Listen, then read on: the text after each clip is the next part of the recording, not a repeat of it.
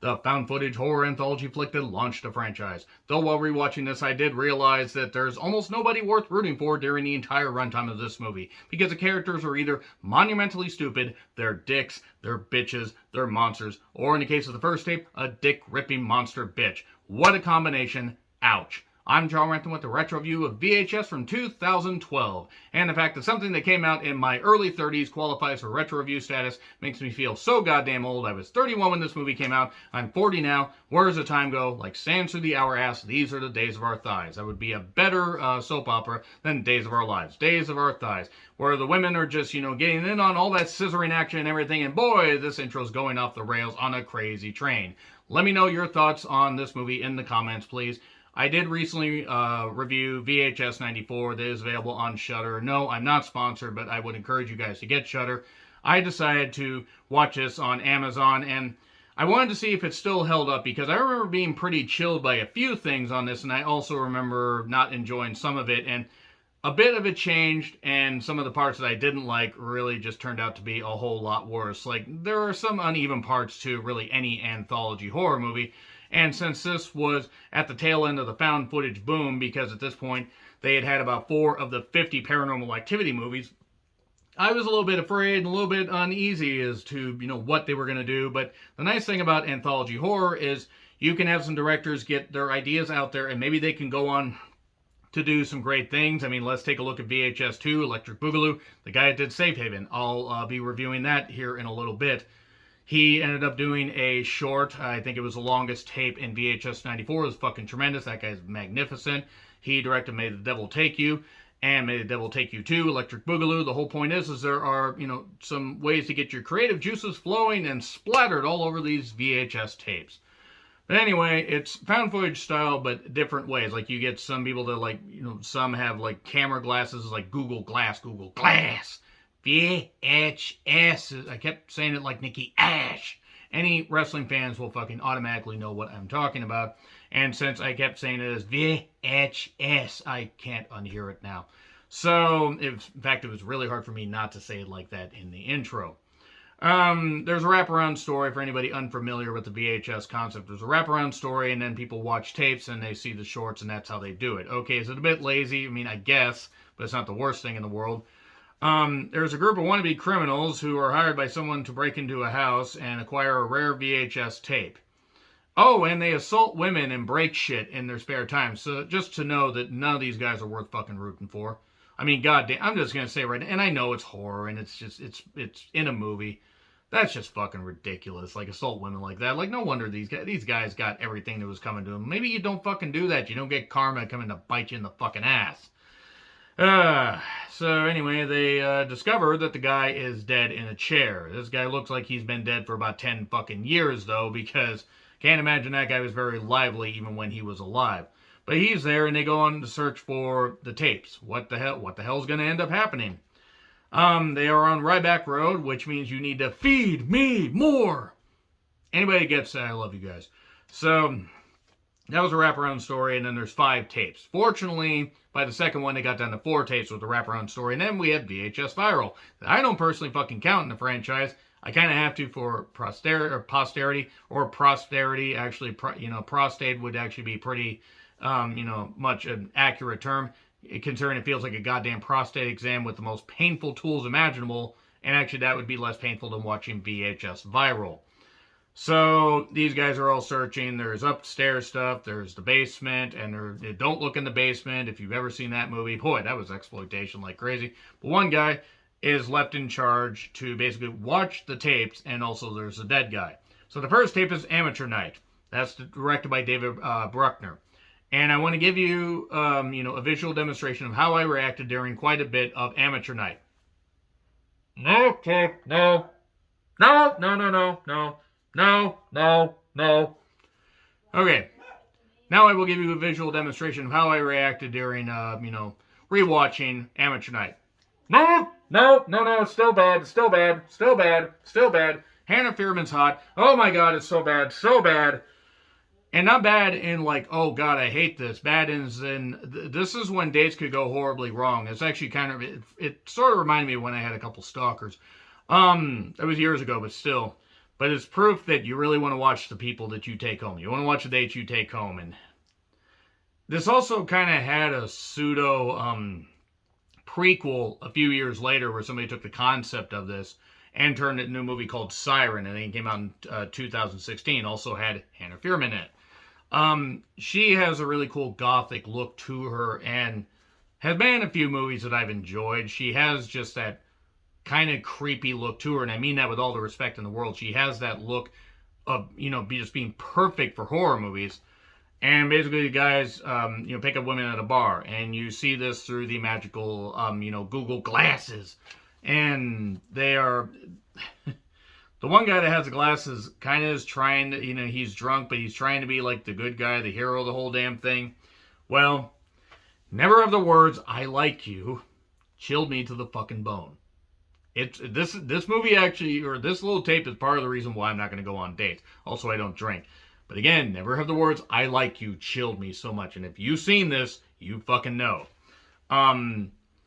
So through the magic of this, we see they get kicked out of the bar. They go back with this one girl that this guy tries to basically have sex with, even though she's passed out. And that's good. No, it's not. Don't fucking do that. Guys are douchebags. And then it turns out that this, that Hannah Fierman's character is like, she gets a little bit aggressive. And then gets really aggressive. Because it looks like, these guys are going to try to tag team her and, run a train on her. That doesn't work, and she starts screaming and developing fangs and ripping apart one particular guy. His name is Shane, and any guy's name is Shane or whatever deserves to be ripped apart. Sorry to any people named Shane that happen to watch this, but the guy was a douche, and he deserved to get, fucking ripped apart. And then what ended up happening is him and this other guy that's full-on naked, they're in the bathroom. The girl's still passed out on the bed, and Hannah's just there. And she's kind of standing, a little spiraled out and everything, kind of standing like a gargoyle. I can't really do the goddamn stuff, but she's just... And the guy's got a bat. I don't know where he got the fucking bat from. And he decides to go to bat for them and ends up getting killed, ripped apart.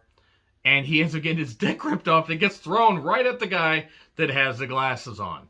Oh my God, this is all freaking out and everything. This is ridiculous. Oh God, it's terrible. Well then, she kept saying, "I like you, I like you." I mean, she didn't say it at this point. But... He ends up running away. Well, he ends up tripping down the stairs. He kind of breaks his wrist. His bone's sticking out like this. And she comes down and she's got the skull. She's got like the split thing because she's really a succubus. Or she's a gargoyle. She's a gargoyle succubus. Something like that. And she starts licking him. Like licking the blood and everything. No like. And she gets upset. I mean, I would have. Even if I was going to die, it would have still been worth it. And because I'm a little bit weird, always delete your search history, by the way. He runs out, freaks out, and is knocking on the door. Help me, help me, help me, Spock, help me. He tries to get other people to help him. And then she carries him off and, flies and everything. We get a little brief shot of the wings, and then the glasses collapse, and seemingly he gets eaten. Yeah, this, though, pretty terrifying. This one got to me. Mainly because it reminds me of a few dates I had. Yes, wings and all.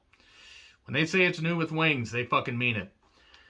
So, back to the tape house, and everyone has separated, and the weird guy, the weird guy's gone. The weird guy suddenly vanishes from his seat. How the fuck did that happen if he's dead?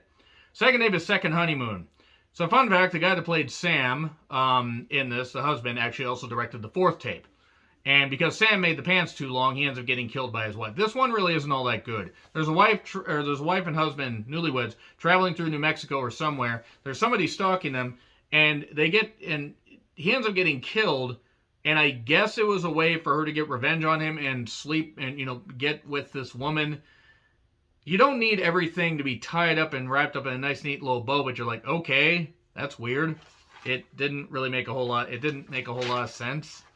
It was kind of the weakest one. Kind of reminded me of the funeral home tape from VHS 94. Or, remember the Alien Slumber Party tape from VHS 2 that's job is to get fucked? Kill the goddamn dog right there. I'm probably going to be retro-reviewing that one at some point. And yes, I will say once again, that tape can get fucked. So, back to the house. Suddenly the dead guy is gone. Just gone. You're going to miss him when he's gone. Third tape is Tuesday 17th. So there's a girl named Wendy who brings some friends to the secluded woods. This is directed by Glenn McQuaid, by the way. not Randy McQuaid, not Randy Quaid, that is. You're all gonna die up here. You're all going to die down here. The camera work is all glitchy, and we started seeing some weird dead bodies everywhere and stuff like that. What the hell's going on? There's this creature, this killer, this digital type killer called the Glitch that is a serial killer that can manipulate time and kill people and do weird shit. They don't really totally get it. I don't know why she's hunting the Invisible Man. Maybe it's John Cena. Wap-a-doo, ba-ba-ba-ba. Wendy brought them all as bait, and then she could beat this thing. And, god damn it. It just makes no sense. It was funny, though, at one point this blonde got a knife through her goddamn eye, and then this other guy got stabbed by the glitchy thing that just did this. Doesn't look like he's stabbing him. But the whole point is that he ends up killing him. And then Wendy's explained to this one guy, well, he was beyond, he was beyond this. He was just pure evil and everything. I brought you here because I need a bait. Why can't I film you? She's asking. She's trying to get him on film, but he's glitching it out. Some kind of digital killer just out in the woods because he's bored. Maybe they have really good Wi-Fi out there. I don't know. She ends up getting getting him in a trap or whatever. By the way, the whole "why can't I film you" thing. Yet when I say that, I get moving on from that. She traps him with a weird thing, like a weird acne trap. But then it turns out that he just teleports and slashes her, kills her, rips her guts out. And that ends. That's just it. Whatever. I don't fucking know what the hell's going on. This one wasn't bad. It was a step above Second Honeymoon because at least it was kind of cool, but it was weird. Fourth tape, the sick thing that happened to Emily when she was younger. The guy that was Sam in the second tape again did direct this. There was a young woman named Emily, obviously. Otherwise, it'd be a bit weird if it was titled otherwise. Gotta say, actress playing her, fucking lovely. She's talking to her boyfriend over Skype about weird shit that's going on. She had weird shit that happened to her when she was younger, when she was 12. Remember this thing that happened? And remember that thing? Did you get that thing? The thing I sent you? And this one actually was a little bit chilling just because of, kind of reminded me of Phase 1 clinical trials. In fact, I think that was pretty much a spiritual sequel to that, or to this one. There's weird going on, and her arm is bugging her, so she digs into her arm. Turns out she's got something weird in her arm, but she doesn't know what it is yet. And there's weird shit like ghosts and stuff like that. And then suddenly, he's there one night, not in Michigan. He's seemingly in the next room or just pretty close by while these ghosts are there, and he's talking to somebody on the phone or in an earpiece. Maybe he's got like an implant in his head. I have no goddamn idea. And he's like, well, how many times are we going to do this to her? I don't think that she can keep coming back from these experiments. And it turns out that there's these weird embryos that are being bred in her and seemingly other people because he is part of this collective that is creeping on women and making them flash their tits over Skype. And is what it is. But yeah, he's cheating on his girlfriend and everything, Emily, with another girl that looked a lot younger. In fact, it was a little bit creepy. Not that the guy wasn't young, but it was a little bit weird. I guess he's supposed to be a teacher, professor, or something. I have no idea. And that was about it. That was really about it. Turns out there's a lot of women being experimented on, including Emily, like the sick thing that happened to her when she was younger. We go back to the tape house, and everybody, by the way, is, and, you know, by the way, that guy was back in the chair just before the sick thing that happened to Emily, and then we have everybody's gone except the one guy, and I guess the old guy was apparently a zombie because he decides to attack the remaining guy. Good one, Gary. Stupid Gary. It's not like SpongeBob's pet, Gary. Gary! No, he gets killed by this guy that I guess wanted to protect his VHS tapes. I don't goddamn know. I did like this movie, but some of it was just a little bit weird. So we go to the fifth tape, the final tape, 10/31/98. So yeah, it's obviously Halloween in 1998. Bit weird if it was in, you know, the year 2010 and set in the month of 98 because there aren't 98 months in a year yet, not until the device is complete. So there's a group named Radio Silence that directed this, and I think they were the same people that were the main actors, the frat bros. They were dressing up, And one particular guy was dressed up like an animal because he's going to do it like they do on the Discovery Channel. And they get to the wrong house for a Halloween party. They don't realize that this house is A, the wrong address, and B, nobody else is there. The house is deserted, seemingly. So why would you go in there? Why would you think that this is a good idea? Maybe call your friend. I know in 98 cell phones might have not been as prevalent. Call your friends on the goddamn payphone. So these guys separate because you got to keep them separated. Hey, hey, and they go, one guy goes in, oh my God, it's like these things are reaching out at the wall, through the wall at you. It was really, really cool. Well, they basically just run through the house and they find out there are lights flickering, weird stuffed animals and dolls, and obviously you would, want to stay in a house like that. They start to see ghosts, and there are these weird noises and stuff like that they keep hearing from upstairs. And they're like, well, let's go upstairs. That always turns out well in these movies. They just keep exploring. Instead of leaving the house like smart people, they go up, and guys are either trying to kill a girl or sacrifice her to Satan or exorcise her demons. I don't know. But they got her tied up and everything, and she's tied up like that. Yet when I do that, these guys get put on film. Moving on from that, they have her tied up, and she's all like this, help me, help me, help me, Spock, help me. And these guys are like, no, these guys are like, you need to get the fuck out of here. You can't be doing that to that girl. You need to get the fuck out of here. And then suddenly, I don't know who the fuck is doing this. People just start getting pulled up into the sky or choked on the floor or whatever. These weird hands are doing this and everything. Maybe it's like the Amityville Horror. The hand effects are actually pretty goddamn cool. But it's like raw, raw, raw, raw, and doing all that. And they're telling them leave. Well, they see all this shit and they run out. They're at the door. We need to get the girl. No, you don't. Aren't you guys realizing that maybe there's something going on here? So instead of leaving like smart people and surviving, they decide to do the stupid thing, which is horror movie 101. They go and get the girl, and all these hands are reaching through and everything, and suddenly, it's not Grace under fire, it's dishes under fire, and birds fly across the hallway, and they try to burn you. Somehow, even though birds can't do that, let's move on from this song reference and talk about, well, don't look in the basement, but just, try to escape through the basement, I guess. Hands through the wall where the men can see it all. Again, good special effects there. So they get her in the car, and then the car stalls on some train tracks, and it turns out the girl's evil. What? Who could have seen this coming? And then the girl, ends up causing them to get hit by the train. And then the credits show more stuff from the criminals and everything, just to cement the fact that, well, these guys were kind of goddamn shit. So anyway, that's basically it right there. That's VHS. I'm going to review VHS 2, Electric Boogaloo, at some point. I'm sorry I haven't reviewed as many horror movies for Horror Movie Month, but I've had a whole lot of work, and I've had a whole lot of other projects. Hopefully next October, even with things settling down and me doing less videos, I can do a whole bunch for October. So let me know your thoughts in the comments. Like, share, subscribe, Twitter handle in the description. I'm John Rentlin. I'll see you soon.